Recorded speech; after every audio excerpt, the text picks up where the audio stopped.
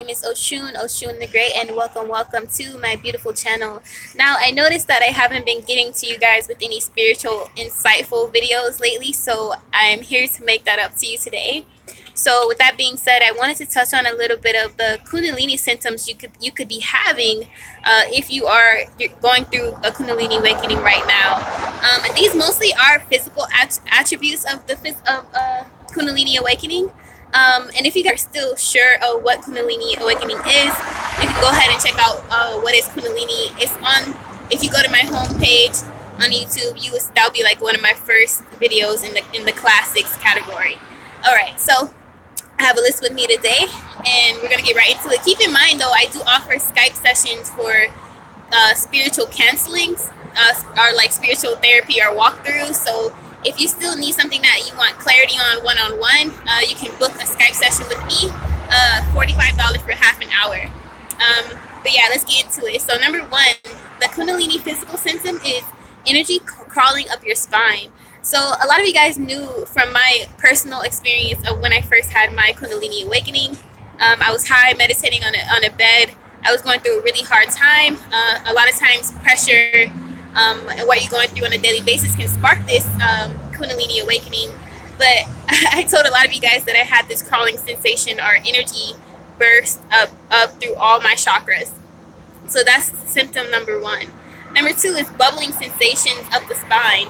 Now, again, once that channel or current is awakened and the energy starts to flow up your spine, a lot of times you'll get like a bunch of crazy, creepy, crawly sensations or bubbling sensations up your spine, especially your lower chakras. I'm not quite sure why that's the case, but this energy is very active once it's activated, so you can feel this energy constantly all the time. It is connected to your sexual energy, your life force energy, so you will feel it a lot in your sacral chakra or your lower chakras. Another sensation that I didn't put on this list is actually like you start feeling your chakras in general, because you become more sensitive to energies around you. So that's the energies within yourself and without in the real world. You start to sense just energy within everything around you. Number three, tapping sensation in your third eye. So a lot of this energy is connected with third eye awakening. So that's why I use the words spiritual and third eye awakening. I mean, Kundalini and third eye awakening kind of interchangeably. You can't have one without the other. So tapping sensations in the eye, again, since that energy is going through all your channels, you can feel it in your third eye as well. Number four, static feelings around your aura field. So this is something that I get quite often. Again, when you have a Kundalini awakening, you feel a lot of static energy around your aura because you're picking up so much stimuli now, especially if you're a highly sensitive person or an empath. It's like 10 times worse after you have a Kundalini awakening. And yes, it is freaky at first, but you have to learn how to adjust and adapt to the new feelings of being highly sensitive. So number five is snake visions in meditation.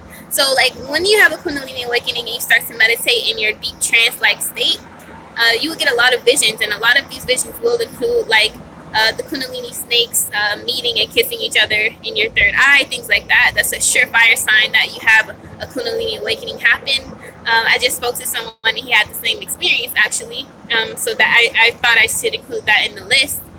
And then I also have visions of like however the divine or you or the higher power wants to show Christ consciousness to you. It'll come in Buddha, Jesus, or Indian deities, African deities, things like that. Whatever you can resonate with, you'll start having a lot of those visions. Number six is sensitive to energy around you. So I've been saying that throughout the whole video, but you really do become highly sensitive. And these are just a few things that happen when you're going through a Kundalini awakening, and there's probably way much more mentally, physically, and spiritually, but these are just a few to get you guys caught up on like what happens when you go through a Kundalini awakening. Now, if you guys are still unsure of what a Kundalini awakening is, or spiritual awakening, or even more about the third eye, don't be afraid to put specific questions down below, or to email me or to Instagram me, things like that, because I really do want to help you guys out and get all your needs met. So if you want more spiritual videos, you're gonna have to let me know so I can like catch up with you guys with it. But yeah, with that being said, be dope, be unapologetically. Peace.